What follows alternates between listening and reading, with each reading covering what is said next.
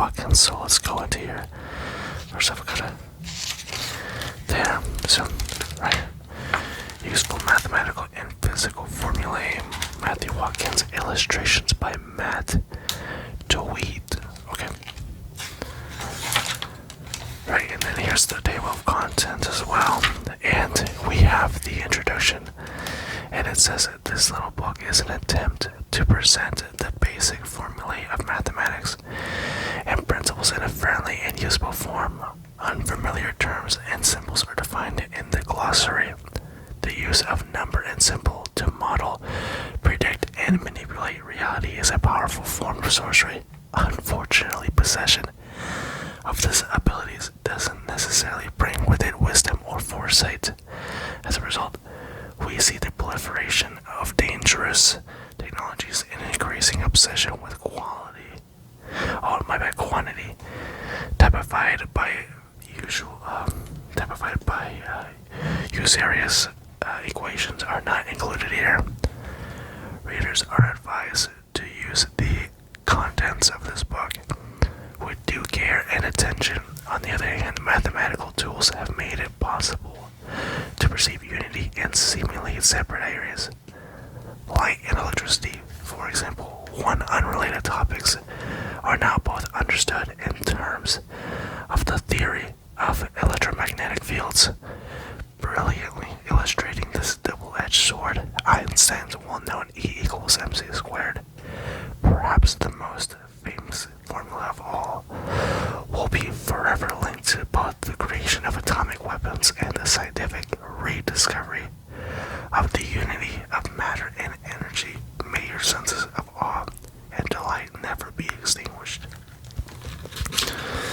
Okay, so now we have triangles. A right-angled triangle obeys the law of Pythagoras. The square of the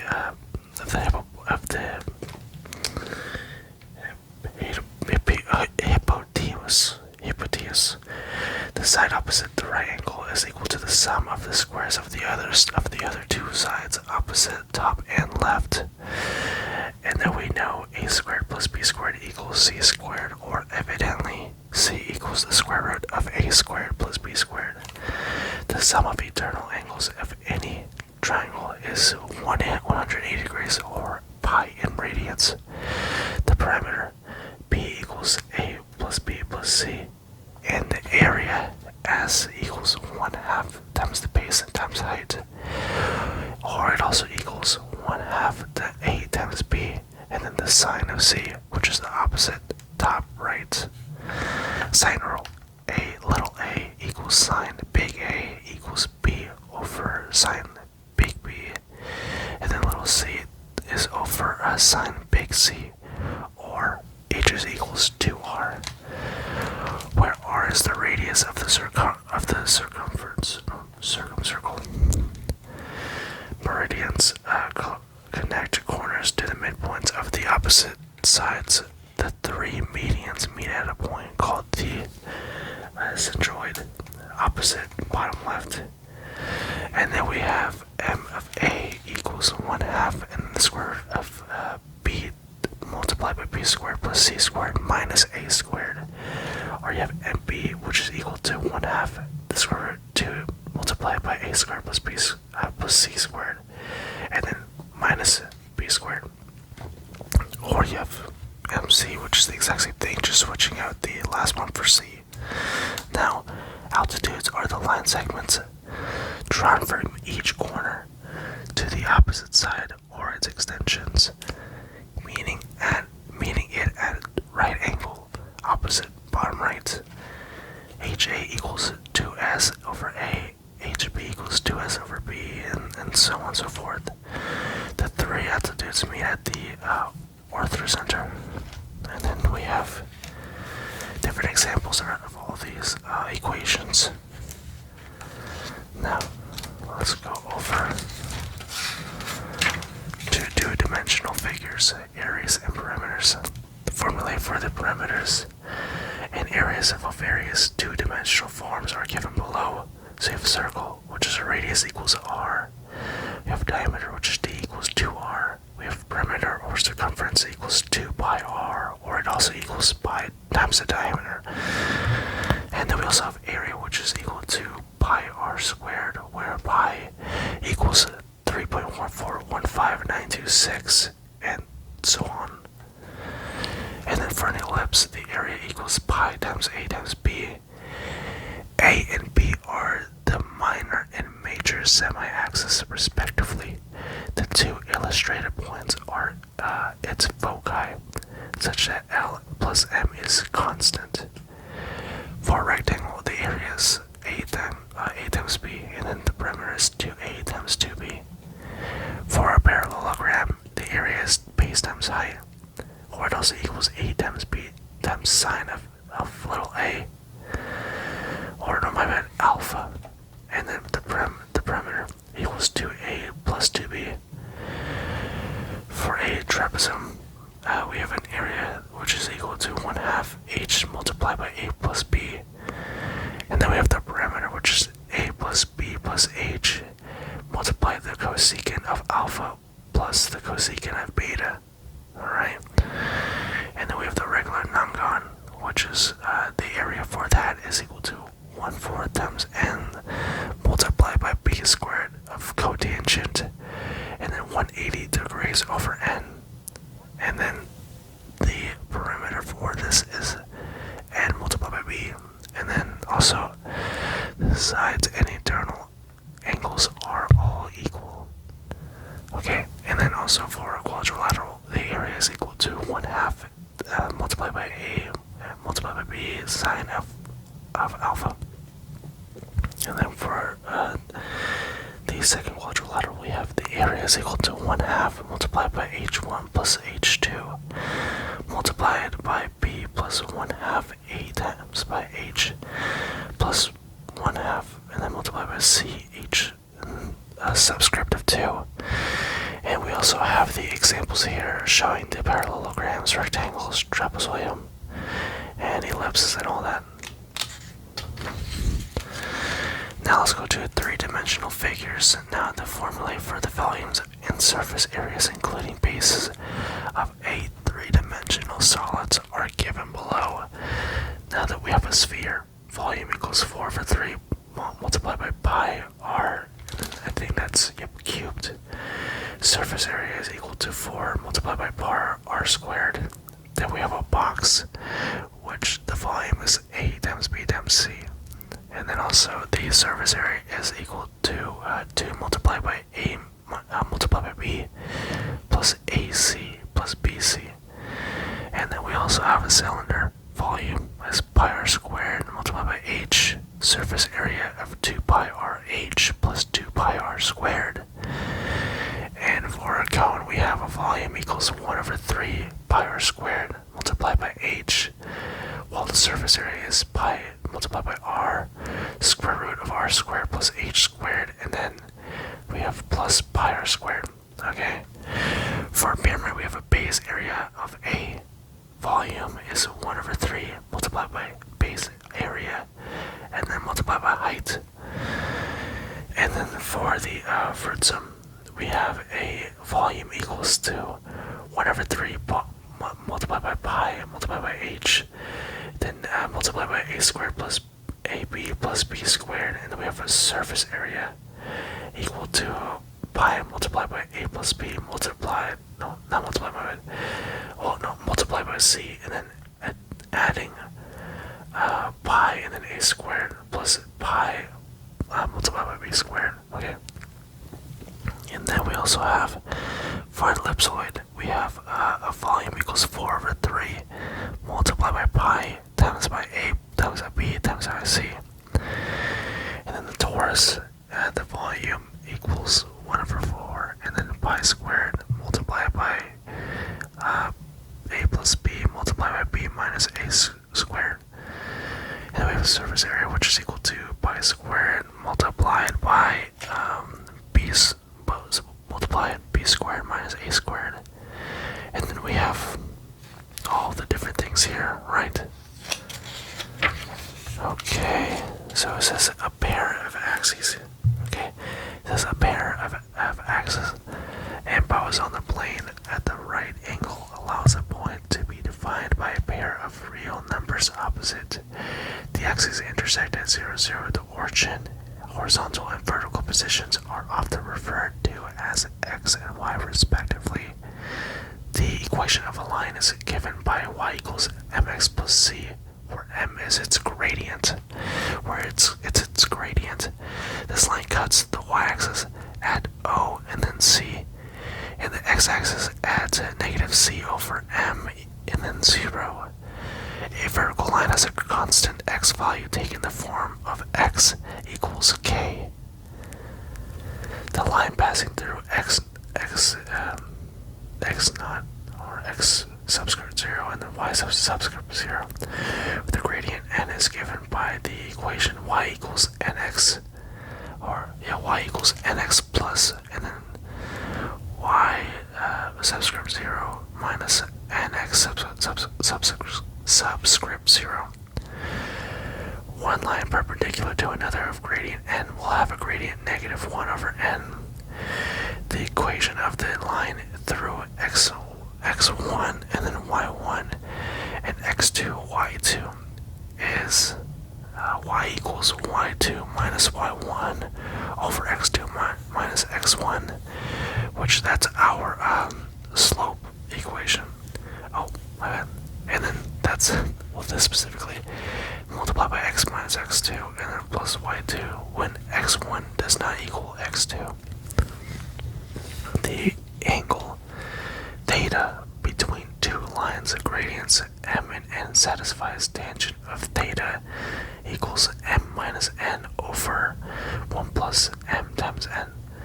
A circle radius r, center AB is given by x minus a squared plus y minus and then b and squared equals r squared. And in 3 dimensions, as the axis is added and many equations take analogous forms. For instance, a sphere with a radius r and center n, ABC is given by and then x minus a squared plus y minus b squared plus x minus c squared equals r squared. The general equation for a plane in 3D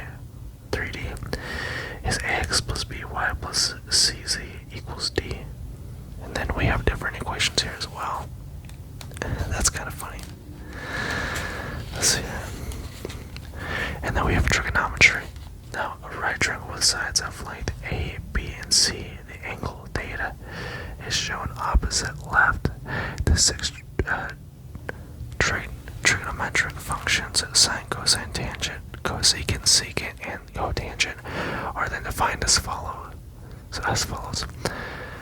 And then we have sine theta is B over C, cosine theta A over C, tangent theta B over A, and then everything flipped. And then the sine and cosine are the height and the base of a right triangle and the circle of radius 1, as shown below in the opposite top. Run right. A equals cosine theta and B equals sine theta. From Pythagoras theorem, see page 2. We know a squared plus b squared equals c squared. Hence, for any angle theta in the circle, we have the important identity cosine squared theta plus sine squared theta equals 1. Sines, cosines, and tangents have positive or negative values in different quadrants of the circle as shown below right here. And then we also have C theta and B, A and then B. And then also an example with a tree. Now trigonometric identities. But now the definitions on the previous page lead the following. Tangent theta equals sine theta over cosine theta. Cotangent theta equals cosine theta over sine theta. Secant theta equals 1 over cosine theta. And then cosecant theta equals 1 over sine theta. Dividing cosine squared theta plus sine squared theta equals 1 by cosine squared theta and sine squared theta produces 1 plus tangent squared theta equals secant squared theta. And 1 plus cotangent squared theta equals cosecant squared theta. The 6 functions applied to negative angles produce sine of negative theta equals negative sine theta. Cosine of negative theta equals cosine theta. So essentially here, what this is saying is that cosine and secant are even functions, so even if you make theta negative, they're still going to be positive. And then angle sum formulae apply when two angles are combined. Sine, when alpha plus beta, it equals to sine A cosine, so sine alpha cosine beta plus cosine alpha plus multiplied by sine beta. And then we have cosine alpha plus beta. You have cosine alpha cosine beta minus sine alpha multiplied by sine beta.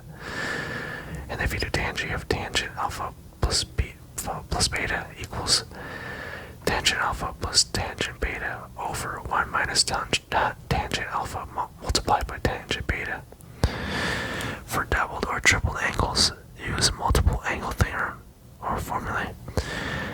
Sine 2 alpha equals 2 sine alpha cosine alpha. And then cosine 2 alpha equals cosine squared alpha minus sine squared alpha. Tangent 2 alpha equals 2 tangent alpha over 1 minus tangent squared alpha. And we also have sine 3 alpha equals 3 sine alpha cosine squared alpha minus sine cubed alpha. And then you also have cosine 3 alpha equals cosine cubed alpha minus 3 sine squared alpha multiplied by cosine alpha. And then you have tangent 3 alpha equals 3 tangent alpha minus tangent cubed alpha over 1 minus 3 tangent squared alpha.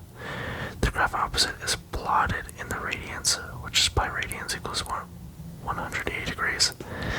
A table is also included here for emergency use. For emergent uses only. So this huge line with also the graph here. But let's see. We have spherical trigonometry. Wow. A spherical triangle has eternal angles whose sum is between 180 degrees and 540 degrees. Its sides are arcs of great circles whose centers all lie at the sphere's center. Any 2 points on a sphere can define a great circle, and any 3 a lesser circle. Any circle on a sphere greater or lesser defines 2 poles. The sides of a spherical triangle can be thought of as angles. The 6 relevant quantities are shown below, shown opposite and obeys the law of sines, law of cosines, and law of tangents. Okay. And also spherical trigonometry is used in navigation. For example, using degrees of longitude, latitude, a ship sails from Q to R. You have A equals 90 degrees.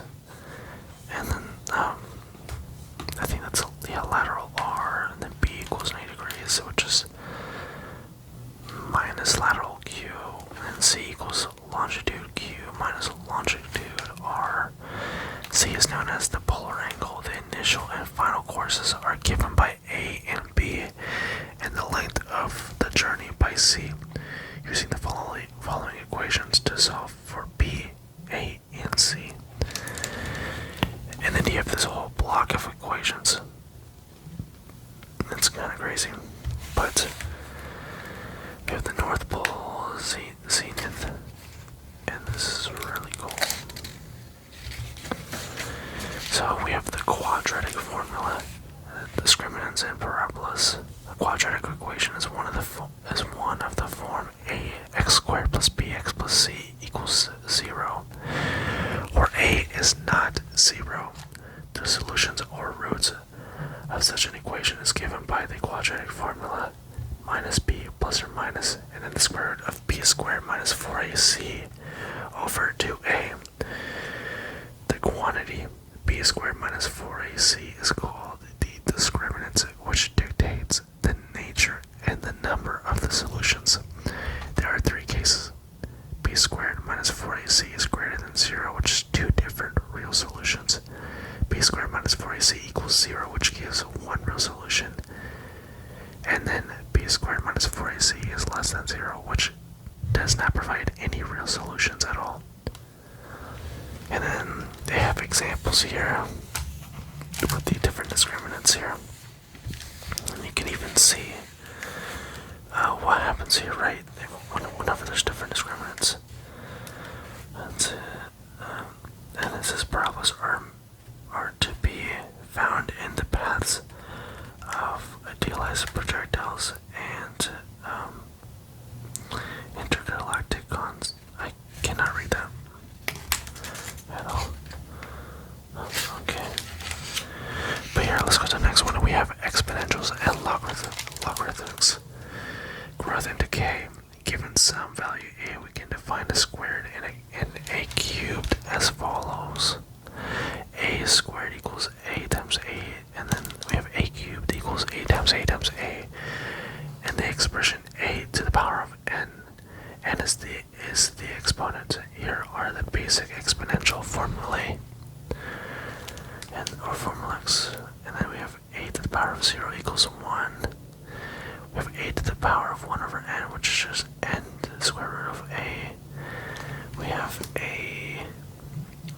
we have a to the power of negative b, which is 1 over a to the power of b. We have a times b, and then multiply by a times q, or to the power of q, which is just a b plus q.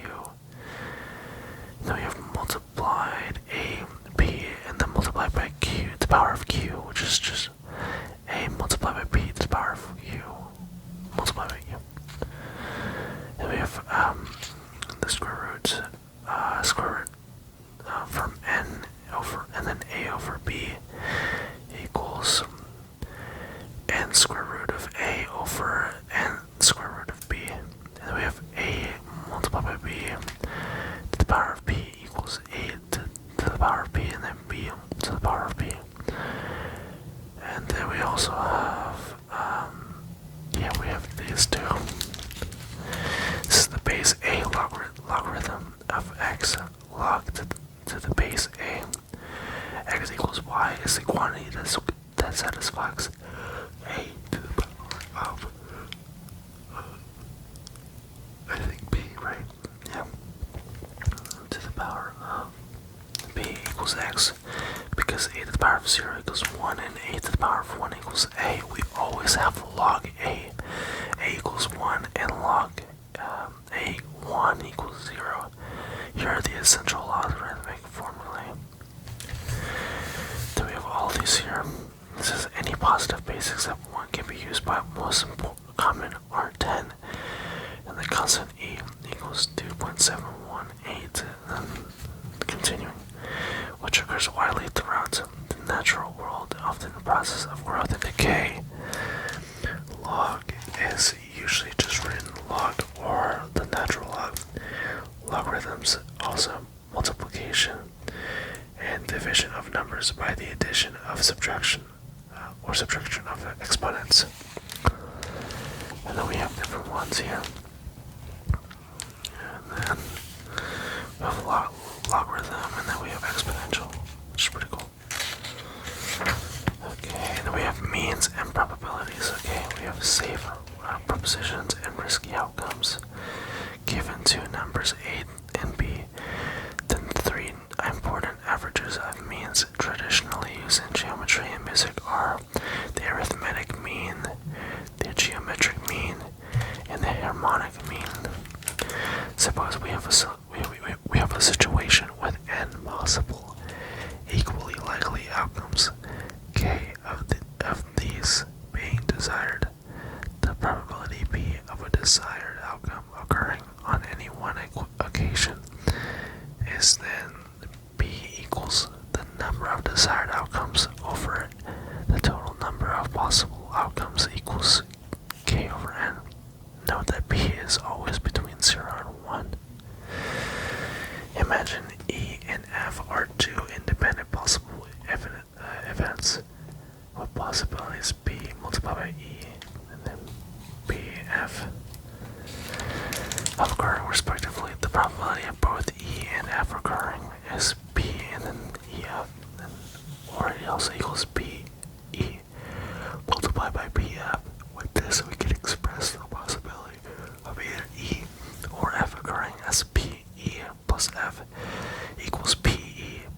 PF, well, minus PEF. F is not independent of E, when the probability of F occurring is altered of E by E occurring. In this case, we define the conditional probability PF, the PF in the split E, to be the probability of F occurring once E has occurred. And we have PE equals PE multiplied by PF in the split E. For example, if G and H have both represented the choice of a ball from the back of our left, then BGH equals 2 over 5 multiplied by 1 over 4 equals 1 over 10. See pages 5 over 8 for fractions. And you have a little whisker with different balls and stuff.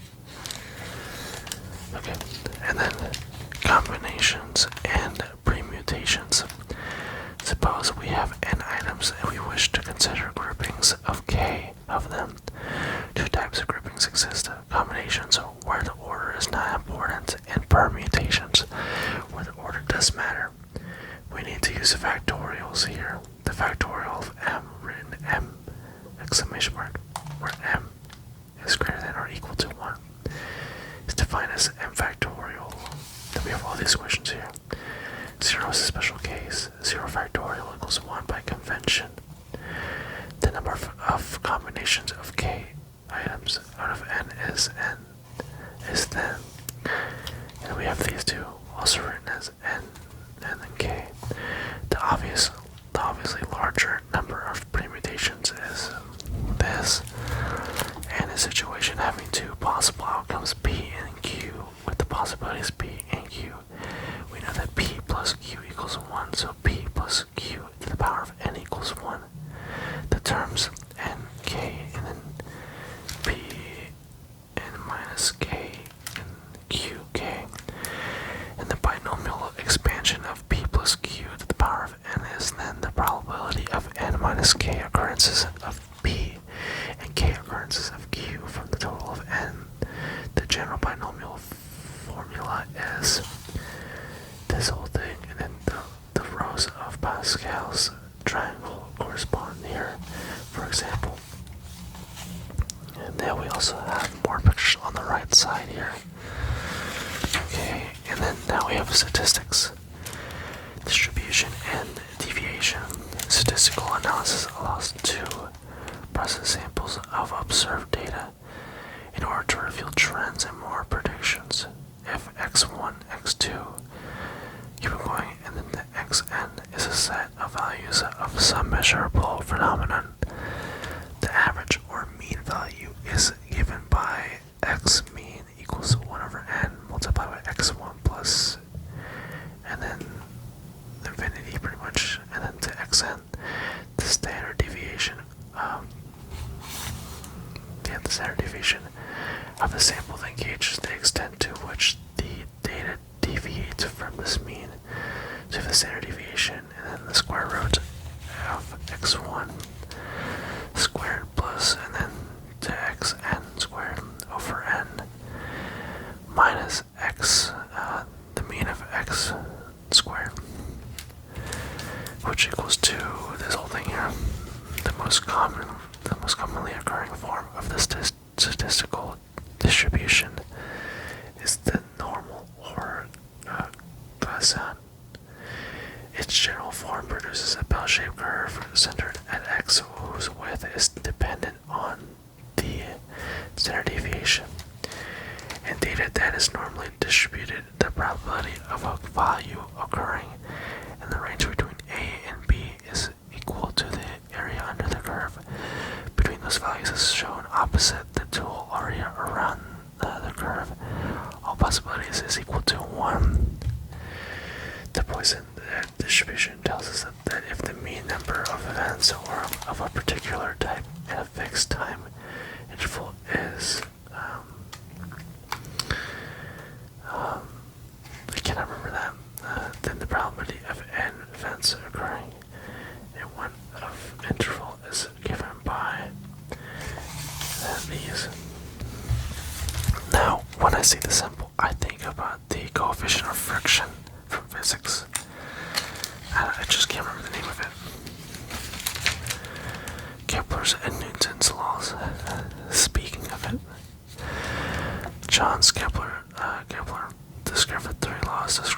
planetary motion.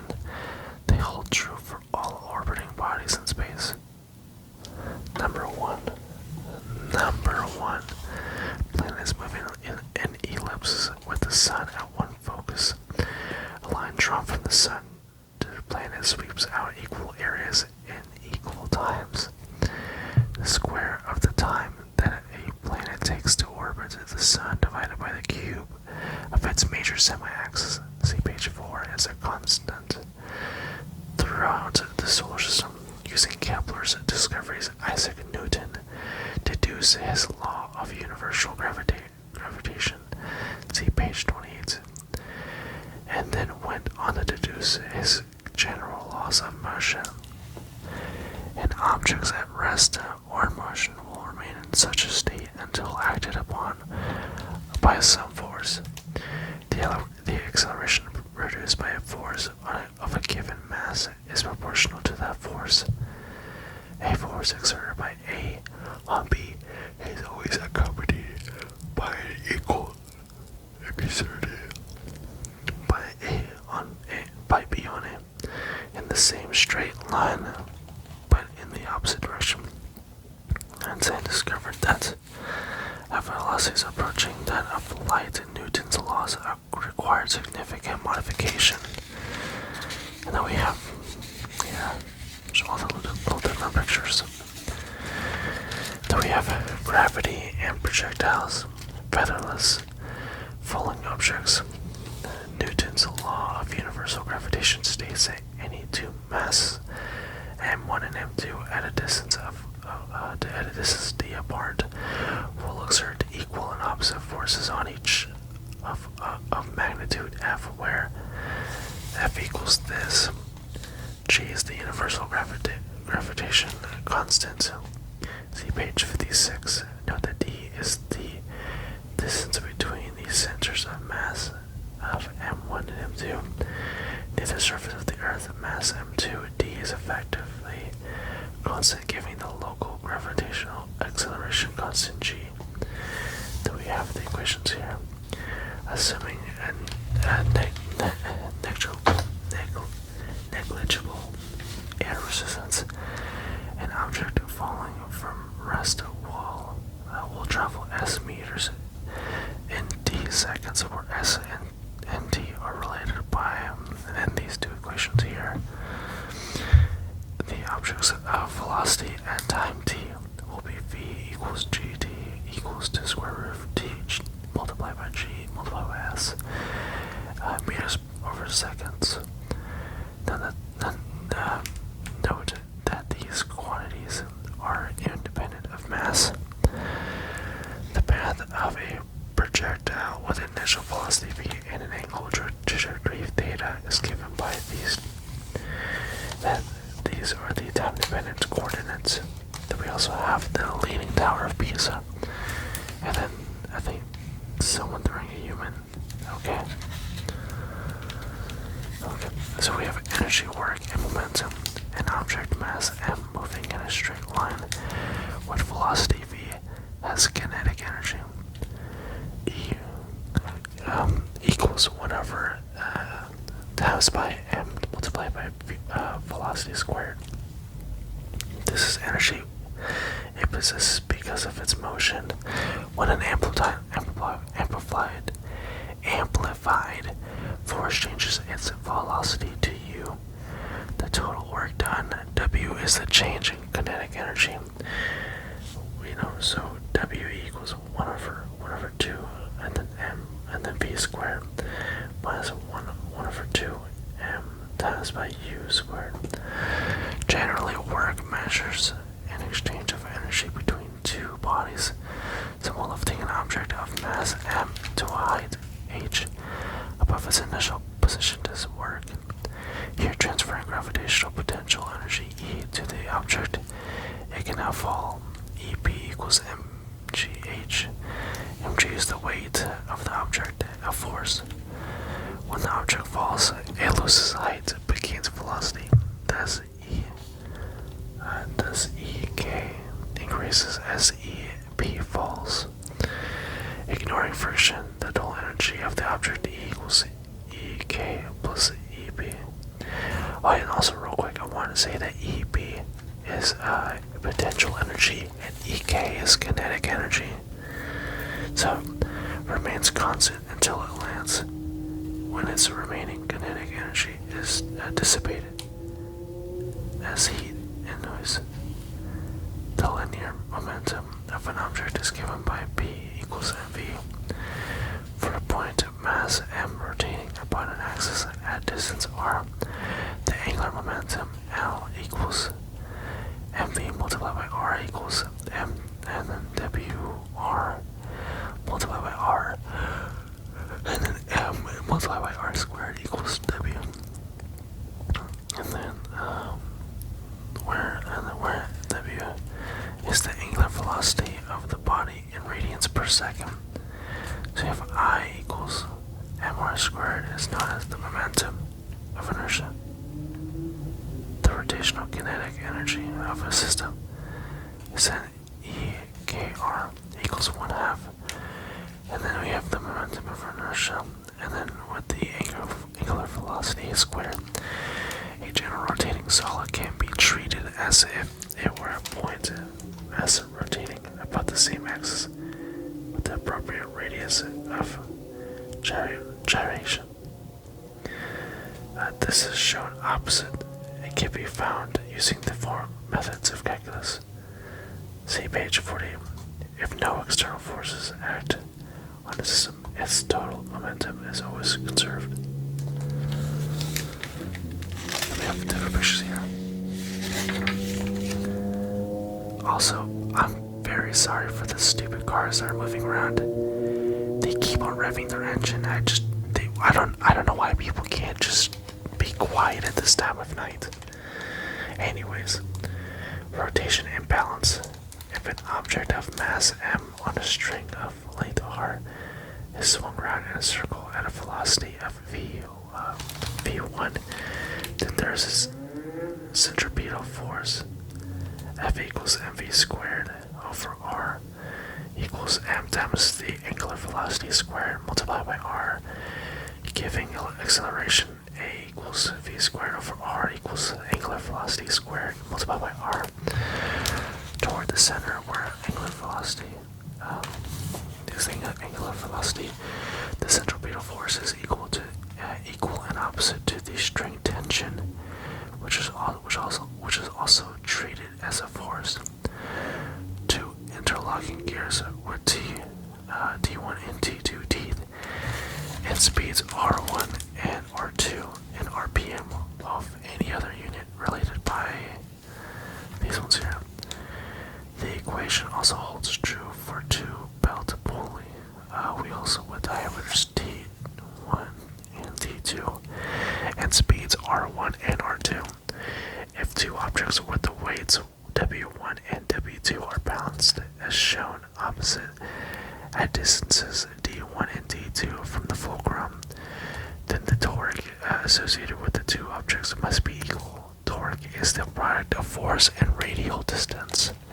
A long-handled wrench turns a nut more easily than a short-handled one because it produces more torque.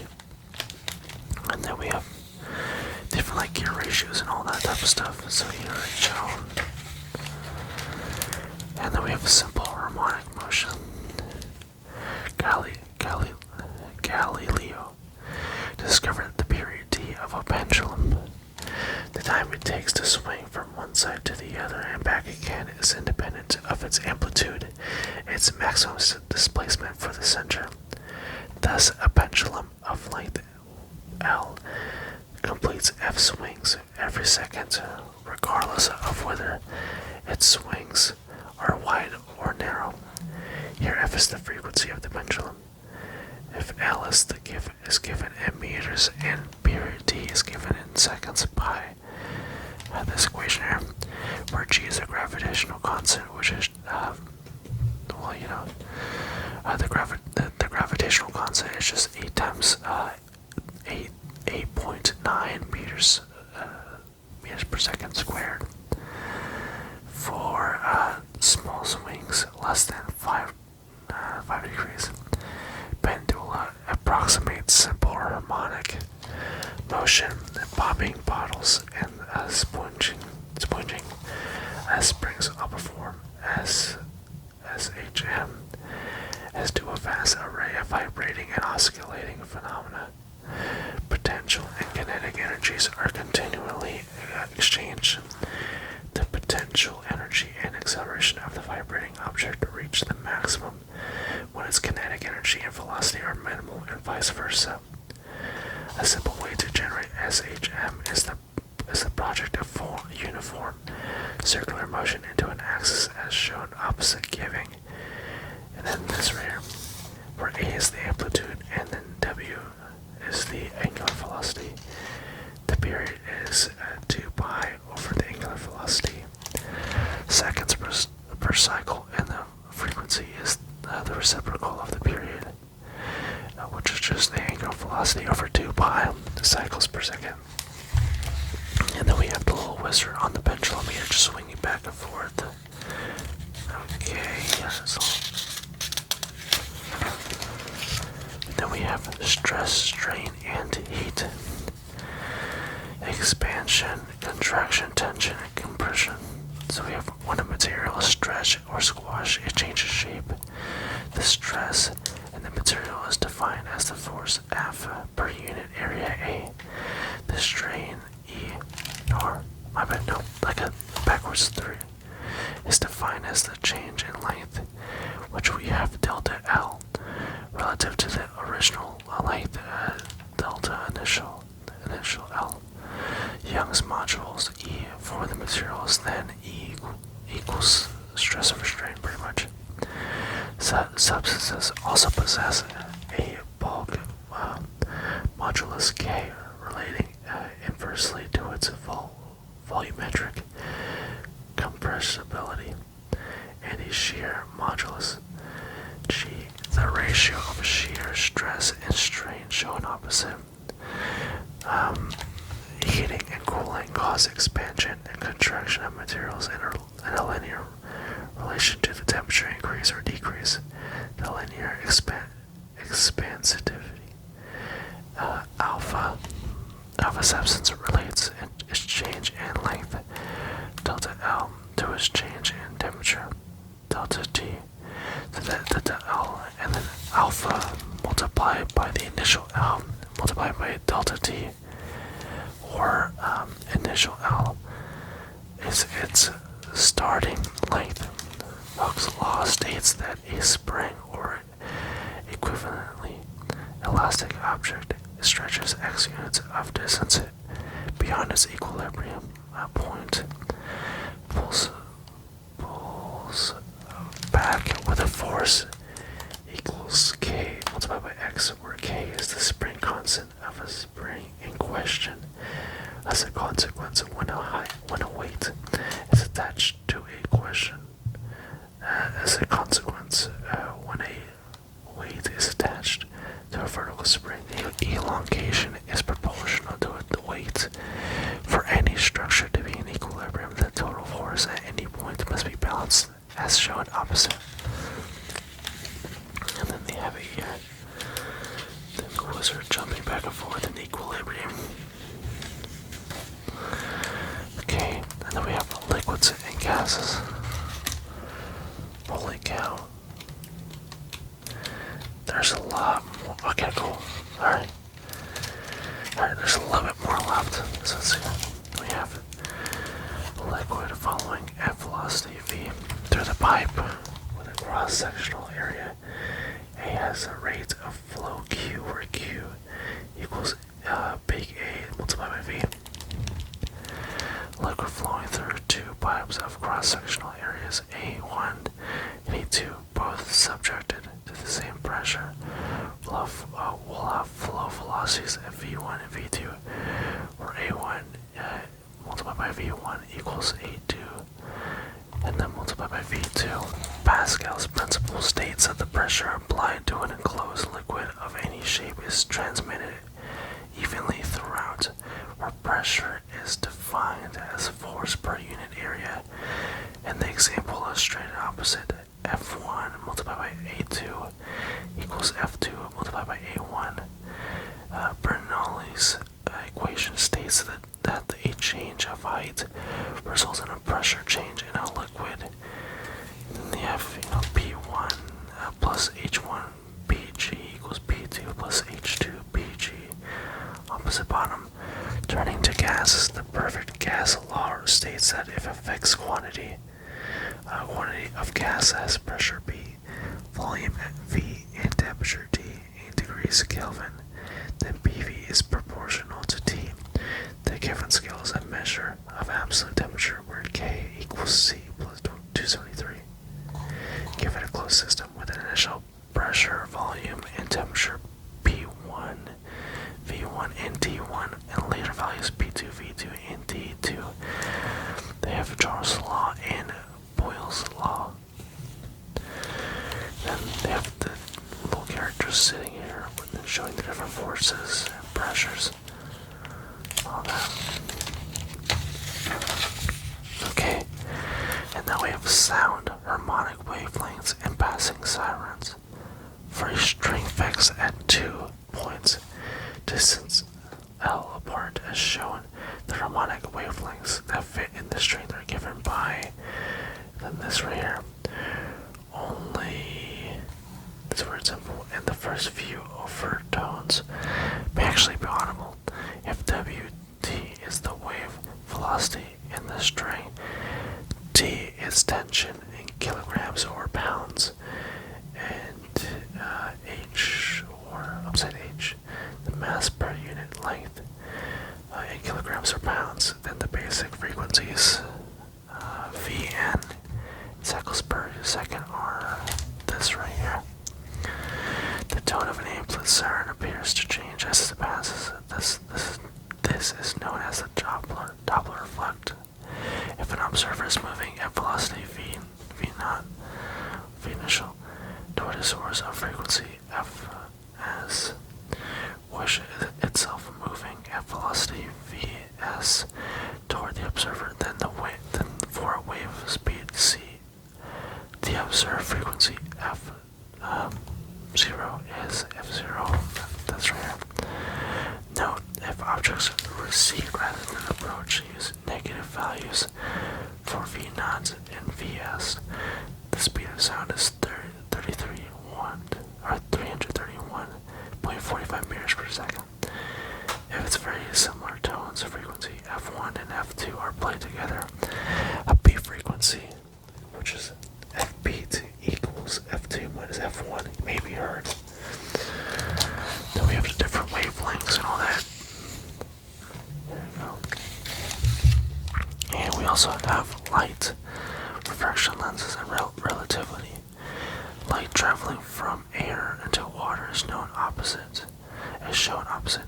If V1 and V2 are the speeds that light takes in any two media, then Snell's law of refraction states that for a given frequency, V1 over V2 equals these ones here, where N1 and N2 are the refractive indices of the two media, varying slightly for different frequencies. Here are a few useful values. Vacuum and area, air 1, water 1.33, quartz 1.45, ground glass 1.52. Various lenses are shown opposite, some converging, others diverging. The focal length f is shown for 1. The Kazanian lens equation relates to the distance between an object, the lens, and the upside down focus image. Here R1 and R2 are the left and right radii of curvature of the lenses. Negative f concave. Visible light is a tiny part of the electromagnetic spectrum, which also includes X-rays, radio waves, and microwaves.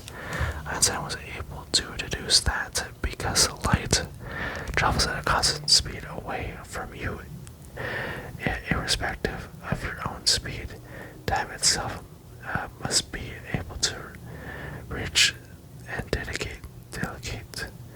This is part of his special theory of relativity. Alright, and then here's also the pictures as well.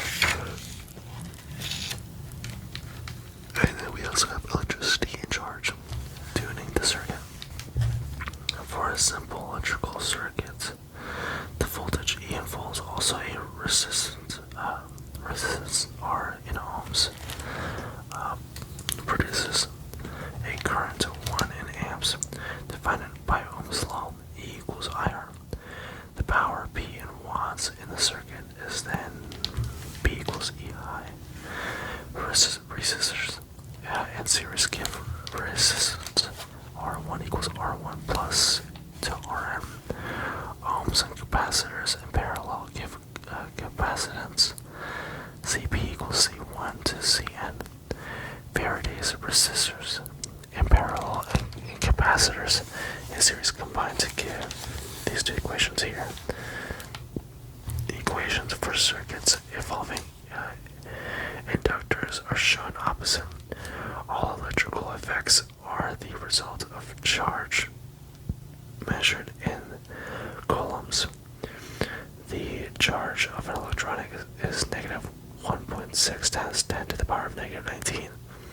See, Ohm's law states that the force F between 2 point changes Q1 and Q2, separated by a distance of R meters, is given by F equals Q1 and then multiplied by Q2 over 4 pi E naught R squared, where E naught is the primitive of empty space.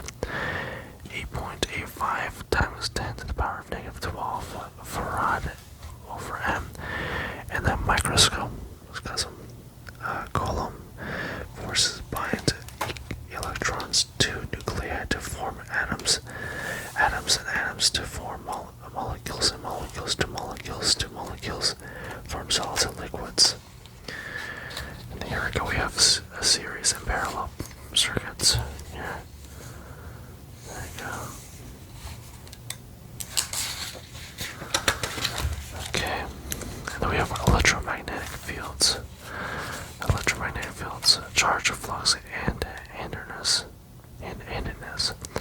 There are strong parallels between gravitational and electromagnetic fields.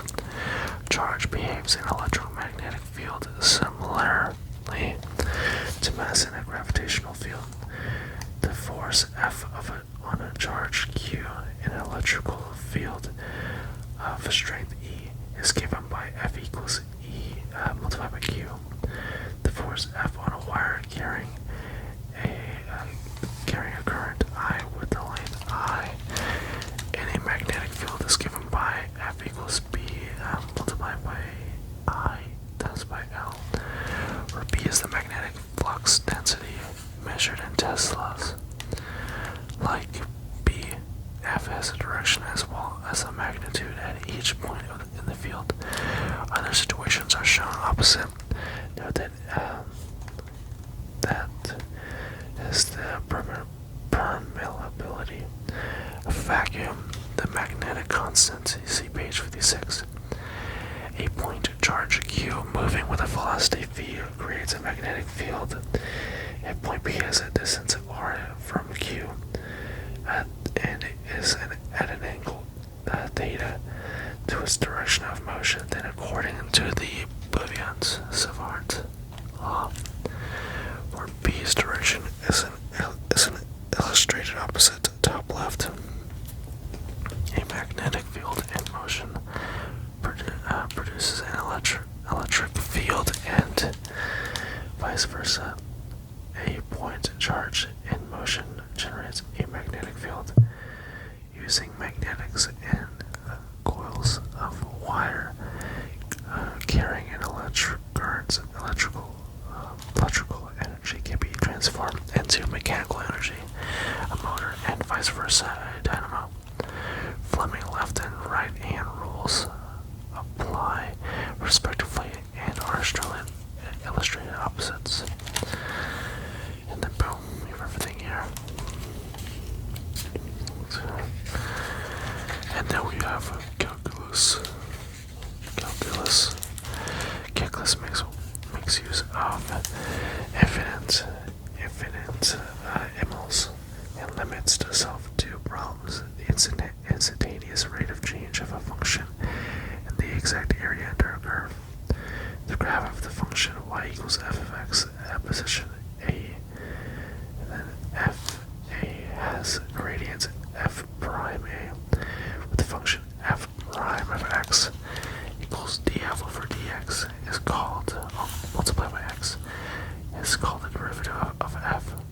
such x, f prime of x is the rate of change of x at x.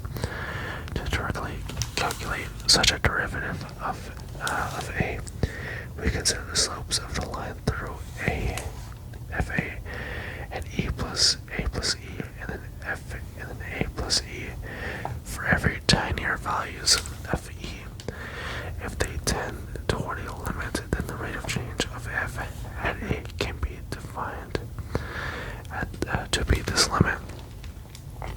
If xt denotes the position of an object at time t, then its velocity vt at the time t is x prime t equals dx over dt. Its acceleration at, the rate of change of its velocity at t, is an x double prime t equals dv over dt multiplied by t, or it equals d squared x over dt squared multiplied by t. Suppose we have a function opposite and seek the area beneath its graph between a and b. The interval between a and b is divided into a larger number of equal lengths. This produces an even larger number of narrowing rectangles, the sum of whose areas can easily be found at each stage. The area under the curve is given by the limit of these sums written. Then you have these f of x satisfies f prime of x equals f of x. Then remarkably, you have this equation here.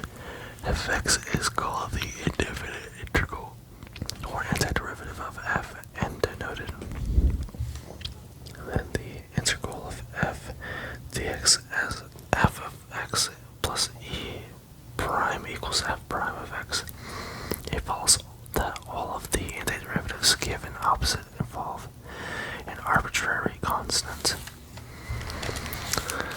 And then we have this pretty cool picture of the guy getting crazy. And then complex numbers.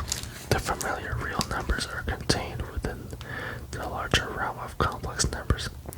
These are constructed by starting with the imaginary unit, which is denoted I, and which satisfies unlike any real number. And then these ones here, given any two real numbers a and b, and the quantity of a plus bi is called a complex number. Then we have this whole thing here. Polar representation uses the angle theta and radius r for this equation here. The exponential function e to the power of x may be extended into the complex plane because of Euler's equation. There we go. From this we have both the mathematical gem e to the power of I to the power of pi equals -1 and De Moivre's theorem for powers of a complex number c. And the one thing that's really cool is this figure right here. If you were to zoom into this, right, you would actually infinitely go because in every little subsection it has this in it. It's really cool. Anyway, higher dimensions beyond the familiar knots, many geometric forms in the two-dimensional plane can be extended to 3 dimensions by a process of analogy. Circles and spheres are a good example. See page 8. Although our visual imagination gets left behind, we can continue this process, describing atmospheres in 4 or 5 or more dimensions. In general, an n-dimensional space is given by the set of points with coordinates x, x2, and then x to the power, not x, just xn. Higher dimensional distances, angles, and other quantities can then be defined by analogy. Instead, use 4 dimensions to model the physics of space-time in modern cosmologies. Today, we use models of 10 or more dimensions in specific applications. It is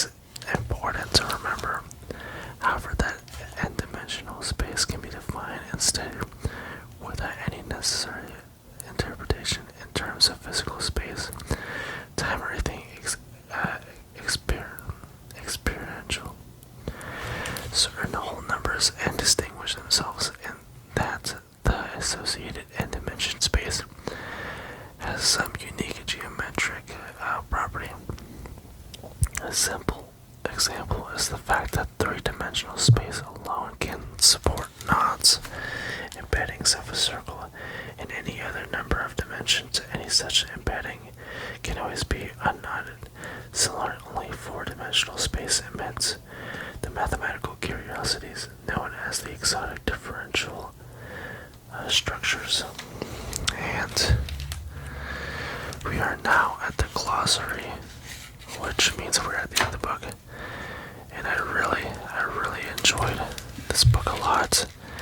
There's a lot of equations, but this is meant for like the basic type of stuff. And by Matthew Watkins, I definitely will look into this book if you just want to know more equations. But anyway, I think this can be the end of the video. And if you guys enjoy this, please, I would recommend you guys either subscribe, and if you do have any comments, or if you guys have any questions, leave it down in the comments. And also, you guys have a great night, no matter where you are in the world. If it's morning, afternoon, or night, have a great night. And this is Wandering ASMR, and you guys have a great night. Okay, and I'll see you guys